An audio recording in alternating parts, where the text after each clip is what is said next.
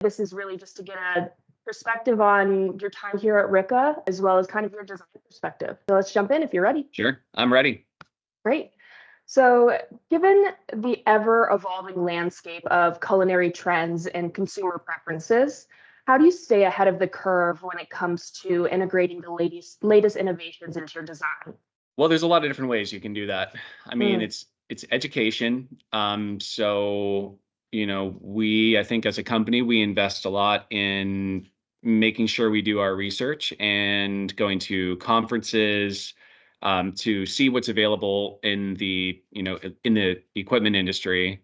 mm, Um, we invest a lot with each of our individuals, and we make sure to send everyone to at least one manufacturer training every single mm, year, as a mhm, way to make sure that we understand all of the new product offerings that all of the different manufacturers may have coming in that year.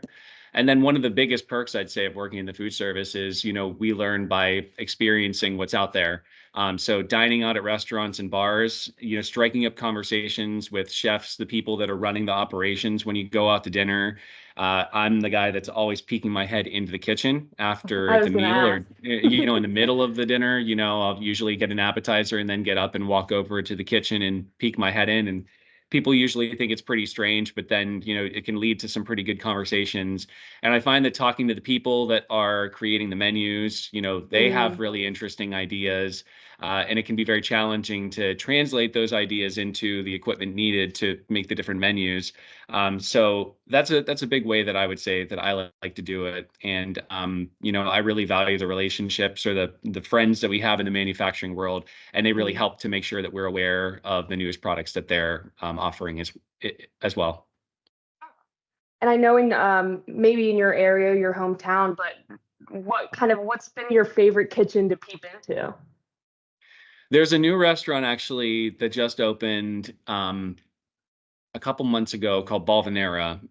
It's Mm, a concept actually that exists in New York City, and it just got brought to New York, which is exciting. But it's an Argentinian steak concept, so an mm, Argentinian grill, with a really beautiful solid fuel cooking piece, a show kitchen, a display kitchen, a small dining room that seats, I don't know, 75 people. mm, So that's been pretty cool. We also just got a new Asian food hall right down the street from me, mhm, which is really, really nice. Pittsburgh generally has like a really exciting food and beverage scene, but it's mostly been local, so we have like really exciting restaurateurs local that are not really known outside of the city. But we just recently started getting some press for restaurants in the James Beard Awards. We had a couple restaurants that were nominated there, and we're starting to see flagship franchise brands come to Pittsburgh as well. It was crazy. We just had our first Shake Shack open in Pittsburgh this Oh, past wow. week, and the mayor was there to actually cut the tape and celebrate the opening. So I think It's that's a deserved. testament about how excited the people of Pittsburgh were to get that one.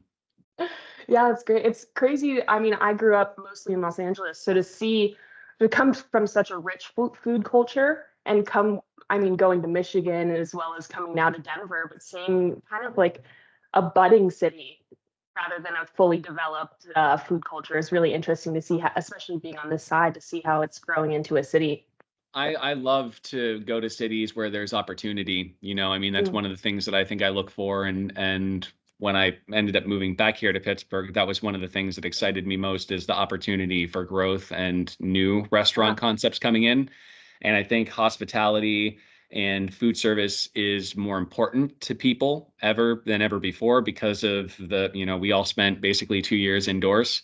Expansion and new products and new restaurants are moving into smaller cities. And I think it's a really exciting time in the industry. Yeah, that's great to see. On the same note of future trends and challenges, looking ahead, what do you envision as the future trends and challenges in food service design? How do you plan to adapt and innovate in response to these changes? Good question. Well, I hate to You say can it, have but a the think back of on house it. is, yeah, I hate to say it, but the back of house is just getting smaller and smaller. I mean, Wow. it's always the case where front of house, square footage is at a premium. Hmm. So we are always challenged and scrutinized to give as much to the front of house as possible for, to activate dollars to, revenue generating space, versus back of house, Hmm. which is all operations. So I see it's a challenge, but it's also being enabled by innovations in the equipment industry. Yeah. So we're starting to see more equipment that is flexible, or hybrid types of equipment, or Mhm. induction and doesn't need gas, ventless equipment. All of these different types enable us to be able to meet the needs of like our clients within smaller footprints. So I do see, with rising costs in real estate, where we are with inflation, and speculation would say that there's a lot of overvalued property still out there. I see that back of house spaces, we have to be very careful with the planning. I mean, we always have to be careful, but it seems like right now, in particular, um, developers are just trying to extract as much as they can and activate to generate more revenue. And that, of course, is a challenge for us to face. Mhm. We have to figure out a way to meet the demands or meet the needs of our clients and our operators, sometimes in very small and challenging footprints or strange spaces, strange geometry, shapes like that. I like to say in this industry, we like rectangles. That's really Yeah. the most ideal shape for us to design a kitchen. And sometimes that's just not the case. So Mhm. as we start to see more renovations, gut renovations that have really complicated structural grids or conditions that we have to work around, we find ourselves working in spaces which can be very challenging to be efficient with. And I would say the way that I would address that, or I try to address that, is by being innovative and looking at equipment solutions that are out there. Mm. It's interesting. I'm gonna think about that next time I go into open kitchen, or even just any next restaurant. I'm gonna maybe do a little more peeking myself. You can have. Speaking of, I would encourage it. I would encourage it. yeah. Chefs are interesting people. They usually come from all different kinds of paths of life, and it's fun to always talk to them about their experience, and you'll find they always have commentary on the kitchens that they're working into. Oh, I can imagine. I can imagine. So you spoke a little bit about strategically placing items within a kitchen, back of house to maybe fit that size. On that note, at Ricca, our motto obviously is creating what's next. Can you share a project or an initiative that you worked on that embodies that spirit of creating what's next? Maybe something new you've created, or a new idea that maybe solved one of these strategic problems that you face more and more. Well, I would say a good example is a project I worked on a couple years ago, which is now open at Cornell University, Sage Dining Hall. We did a small Mhm. cafe there, and we came in schematic design phase when there had already been some conceptual work that had been put together. And it's a very small space, so nothing huge by any means. But there were conceptual plans where the kitchen was located, kind of connected to sort of the back of house area. And then there was a dining space, and the serving in the cafe and everything that they were planning was located on the other side of the dining, detached from the kitchen. And we came in, and my question on day one was, why were we breaking up the serving space from the back of the house? Because then you would have to take trash, and you would have staff that would be walking all the way across the dining room to basically Mhm. maintain the servery being disconnected. And we were talking before about economies of scale and efficiency. You lose all of that, like I said, the more that you detach areas. We want everything to be consolidated as much as we can. So coming into the project, we saw the concept, and we challenged and questioned the decision to do that, and ended up making the recommendation to basically reorient and move the cafe and servery back over to the back of house side and give it a direct connection to the back of house. So by doing that, we ended up creating more dining seats, because the dining area didn't have as many food service components like condiments, Mm. counters, doors, all of those things moving into it. And we also were able to create more back of house space because we consolidated the serving areas to the back of house. And so the client ended up getting more space than they would have had in the previous plan for their back of house, and they were also able to create more seats in the dining area. So I guess what I'm getting at, that's a good example, I think, of just the way that I try to approach projects, is that I look at each project objectively, and I try to come in and I try to challenge and question Mm. things that Mhm. I'm seeing that I've done before we've gotten there. And even with my own work, I always challenge myself to look at things to see if there are things that I'm missing. So I think a part of creating what's next, it requires a really critical eye. Hmm. and a really scrutinous approach to the work and the way that you're looking at things, and constantly asking yourself, what's missing here, or what could be different, or what would be more efficient or a better decision for the client, for the operator, and also just thinking about, the bottom dollar, the line. I mean, I think, you know, Yeah. a big part of creating what's next is actually getting the project budget approved. You're not going to create anything if we can't do that. And so we have to partner with our clients, with these firms, to make sure that we can hit those numbers as well. Hmm. And that ties into things like I just said, consolidating spaces so that you don't have to duplicate kitchens, you don't have to duplicate spaces. I mean, you obviously need support where you need it if you've got different functions, but as much as you can maintain a central back of house, whether it's a cafe or whether it's a commissary kitchen, that right there, that helps out a lot. That's a great way of saying creating what's next is just finding those efficiencies within a project and having the courage to state it and be like, hey, this will also help reduce the bottom line in the meantime. Yeah. I have another question. Speaking on efficiencies that might hit a little closer to home. Can you draw parallels between the strategic placement of culinary stations in a restaurant kitchen and the arrangement of Teenage Mutant Ninja Turtle figurines in a collector's display case? How might the principles of efficiency and aesthetics apply to both scenarios? Well, in the case of being in a display case, I think you would want to prioritize those showpieces, right? Like your show Okay. kitchen in a restaurant. Mm-hmm. So the ones that bring you the most pride and are the most curious, I would say, are the ones that we would want to put right up in the front. Mm-hmm. And the more utilitarian functions, the more, sewer Filler. oriented ones, so to speak, to Okay. be to Okay. be a little on, character here. Those are the ones that we would want to stick in the back, away from the view.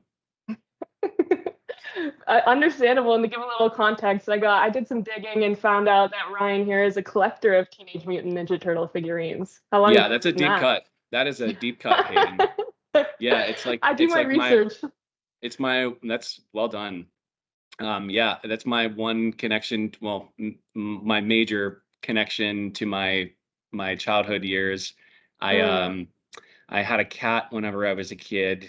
His name, her, it was a girl, but her name was Raphael, after the Red yeah. Ninja Turtle.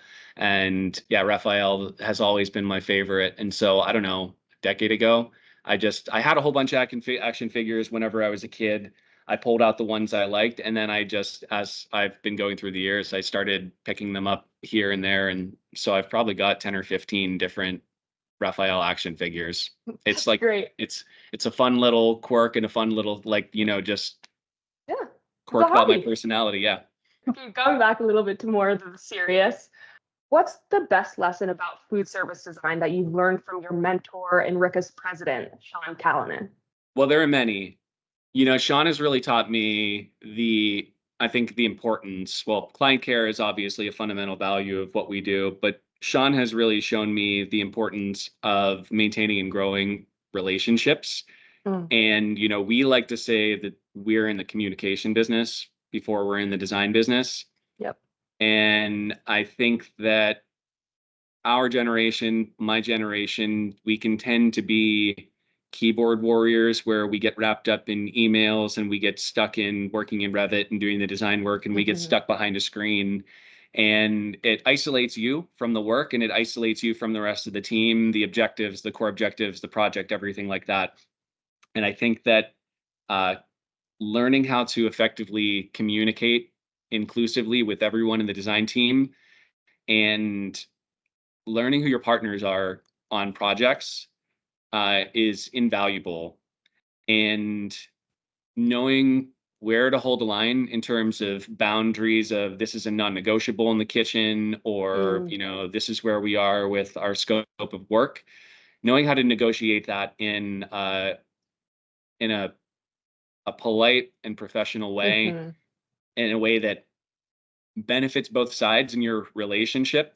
Um, Sean's great at doing that type of thing and having those types of Hmm. conversations. And so I've learned a lot about him. If I'm working on something and I'm getting frustrated or confused because I'm waiting on another person for something, or if, there's it feels like there's roadblocks in the way, which happens very, very often in this work. Mm-hmm. I tend now to try to just pick up the phone and call Mm. someone and talk through things instead of sending 10 different emails or, just trying to solve things on my own.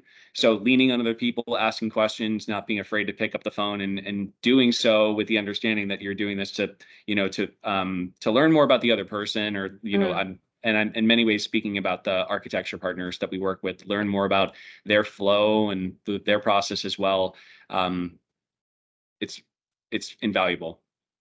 Yeah, and I talked a lot about this with Phil, and that theme carried throughout leadership here, and that open communication, and how you said to create what's next, you have to push the boundaries and kind of deliver some not so nice news. I think learning that, or having that mentorship to be like, hey, the best way to deliver bad news is to first make a friend and Hmm. to really understand the person and to have a better perspective of where they're coming from. And so you can understand the gives and takes of what they might consider important and what Hmm. you might need to push a little bit more on. Yeah, I mean, and to that point about delivering bad news, I try to be as transparent as possible. And that's Mm, another part of it as well. There's, no secrets in this industry. Everybody finds out everything eventually in the work. So if something's coming up, if there's an obstacle in the work that you're doing, if there's a concern that you have, get up front, address it mm, immediately, and be totally transparent with all parties. The bad is not necessarily what I would say. No bad news, no good yeah. news, but just really not being afraid to deliver the message and to get ahead of those things. Having This is the other side of what I've learned from Sean is sort Mm, of always living with your solution oriented hat on, mm-hmm, coming from a place 100% of how are we going to solve this problem? We're not here to make problems. We're not here to put up walls. We're here to figure this out as a team. And so the more that I can reduce friction between myself and the rest of the team, or to keep things moving on our end, that's all really, really important stuff. so when you're tackling a new project and you're trying to balance those expectations, the needs, what key factors do you consider when ensuring that a design not only meets the client's needs, the people you're talking to every day, but also enhances the overall dining experience for customers down the line? Program verification. The early work in projects is the most important. It's also my Mm-hmm. favorite. The concept design work, the programming that's the most exciting part of the work. It's Why also is the that? most important. Having those conversations with project shareholders, stakeholders Mm-hmm. from day one, and really asking a lot of questions. I mean, I really can get into grilling the client in day one early programming with questions like, are you doing soda guns? The difference Mm, between doing bottles and cans versus doing a soda bag and box, that's a system that needs to be incorporated into a project. And so, as much as we can collect information and get in front of the people that make decisions and are going to be driving those decisions, that's the most critical part to making a project successful. And being comprehensive and thorough in the programming that we create, the square footage allocations, and checking the boxes to make sure that everything's there, mm, whether that is adequate prep space, whether that's adequate bakery space, whether it's enough lockers to make sure mm, that staff can be accommodated. Are they changing here? Do they need locker space? Do they need two restrooms, one for men, one for women? Number of offices. So all of the ancillary functions, those are incredibly important as well to make sure that those boxes are ticked.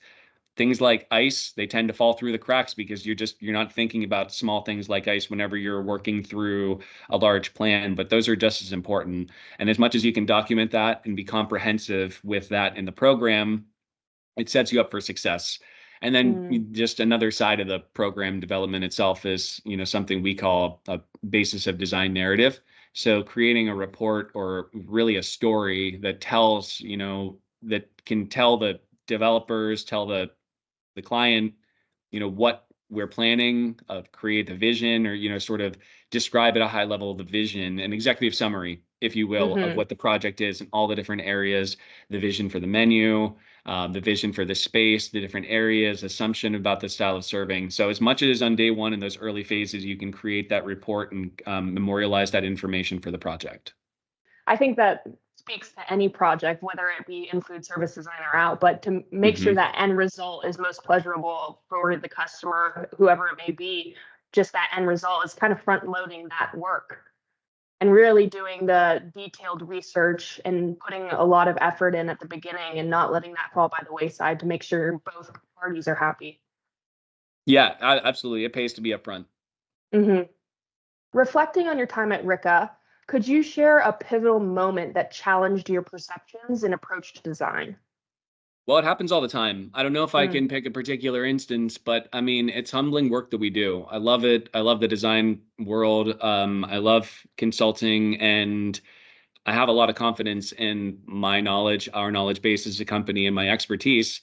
But we still get challenged by our clients. We work with mm, really intelligent people and people who know food service back and forth. And so I've had to get comfortable with being questioned or challenged whenever I mm, put together a concept and the operator doesn't agree, and that's okay. It doesn't mean that anyone is wrong. It just means that the operator has a different idea for what they're thinking for the space than you did. And it's about from there figuring out a path forward, because mm, the operator or the client, whoever is giving, these ideas that they have that let's say they differ from yours, there are going to be constraints that they're not aware of architecturally mhm, or from an MEP standpoint. And they can't often see those types of things like, well, we can't use this space because it's a mechanical closet, those types of things. So it's about negotiating that balance. But mm, I would say there have been projects in the past where I've been very much challenged on what we've put forth. Is this the best way to accomplish this in the operation? Is this efficient as possible? Can you really justify the space that's here in the mm, program? And that's all really, really important. That's why those early phases of work that we were just talking about are critical to the process. And then from my own mindset, I mean, I just try to approach everything as humbly as possible, and from a perspective of being like an eternal learner, effectively. mhm, I love to say that it's a big part of my core personality is this just approach to being a lifelong learner, yeah, and not really looking at things obliquely in black or white or right and wrongs. And especially in this world, there's an infinite number of solutions to things. And mhm, so what it ends up coming down to a lot of the time is personal preference. We mhm, think you should do things this way, but Mr. Operator over here, their company, this is how they do this style of service for the past 30 years in this type of setting. And so mhm. negotiating that, finding balance, and then, like I said, removing friction, that's all really important to it. But I can't really pin one scenario, but um, we get challenged in the work that we do. That's great. I think we've spoken a lot on kind of the challenging parts of being a food service designer, mainly being communication and kind of the interactions between different people's different personalities and managing expectations. I think we've talked a lot about the interpersonal challenges, but every space also has its unique challenges. Can you discuss a particularly unconventional or non-traditional space you've had to design for, and how did you adapt your approach when meeting its specific requirements? Yeah, I recently did a pool bar and grill. And Hmm. we're talking a pool that has cabanas, has lounge chairs, can probably seat, I don't know, 30 to 50, I'd say 50 people. Mm, And they want to provide a full menu to this space. But we have a kitchen that's basically a pantry. I'd say mm, 350 square feet, and absolutely no ventilation.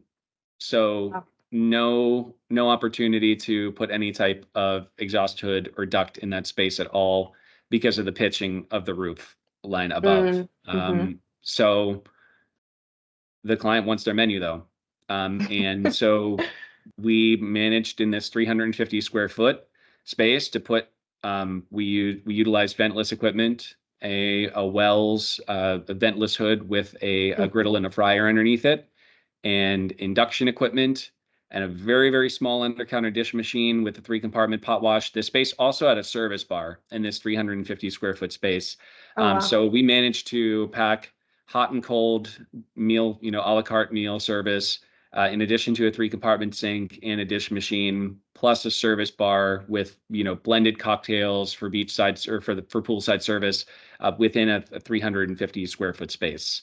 Wow. And on first glance, I just didn't even think it was possible to do that. Mm. But, we were pushed by the client, and they were non-negotiable in their requirement to have that be an active kitchen and to be able to provide a menu to the people of the pool.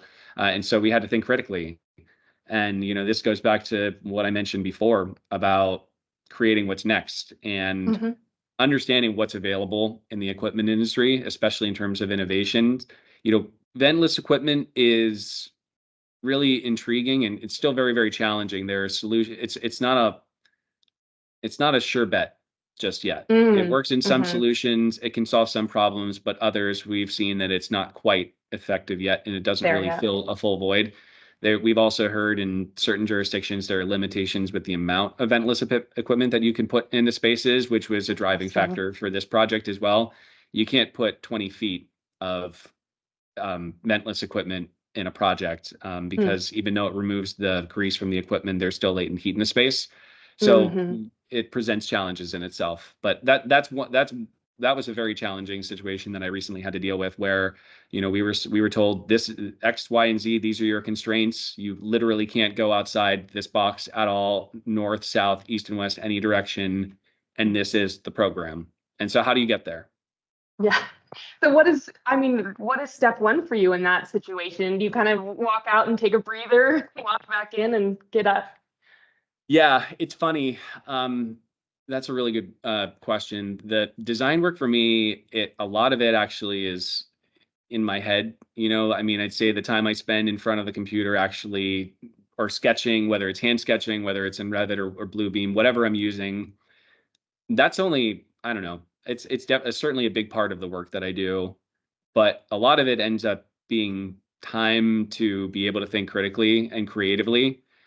So whether that is going on a walk or whether it's honestly just sitting down in a chair and kind of just looking at something and thinking through things, I find that as I'm just going about my day, whether it's walking down the street with my dogs, I tend to be kind of reviewing pending problems in my mind and solving things. And so a lot of the work in design happens in the wings. It's not Yeah. just sitting in front of a piece of paper and it just comes there. There's a lot of mental conceptualization that has to happen first. And so you really have to get they call it a flow state. You really have to get Hmm. yourself into a state of mind where you feel free. You're not thinking about your, problems in your life. You're not thinking about any of the, things that you have to worry about, what you're doing after work. You need to have a free mind to be able to really focus on a problem. And I try to do things like get myself into what I call a state of deep focus. Hmm. So I'll set my phone aside, for a certain amount of time, a specific amount of time, whether it's an hour, 45 minutes, 90 minutes. Mm. And during that time, try to do like low sensory so that I'm not being distracted. And to really focus on one specific task for a clear amount of time. Yeah, I completely agree. I mean, I think I'm not sure if this is the exact saying, but like boredom breeds creativity.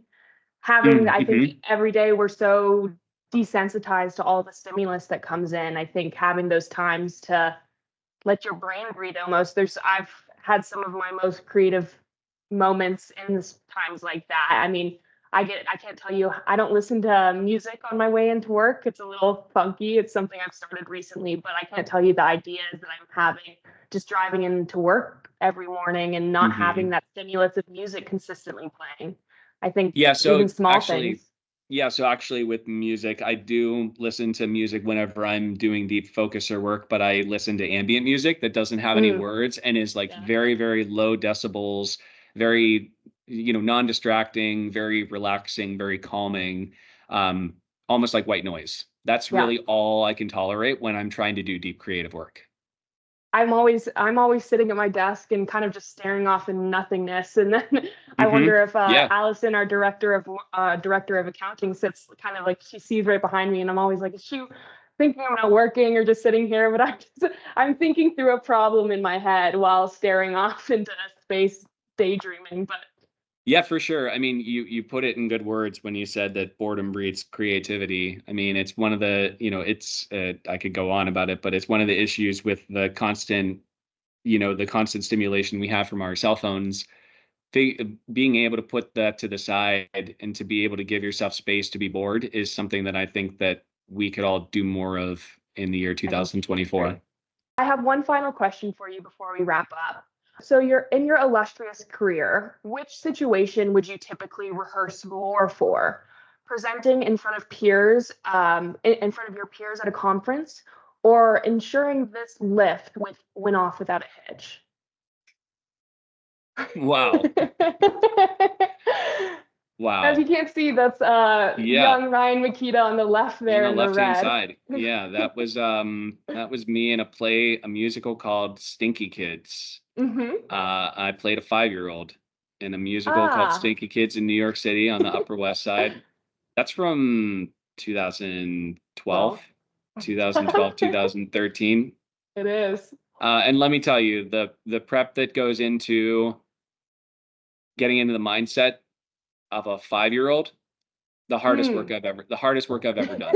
I can imagine. I live that every day anyway, so it wouldn't be too Wow. hard for me, but Hayden, you're keeping me on my toes. Deep cuts here. that's the Stinky goal. Kids, the Ninja Turtles. Okay. I know. Wow. I did a little bit of research on you. Uh-huh. Yeah, this is a deep cut as well. Well, I'll get that off the screen. Nobody needs to look at that.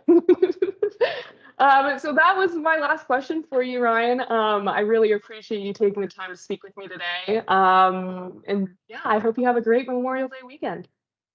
Thanks, Hayden. You too. Have a good one. Bye.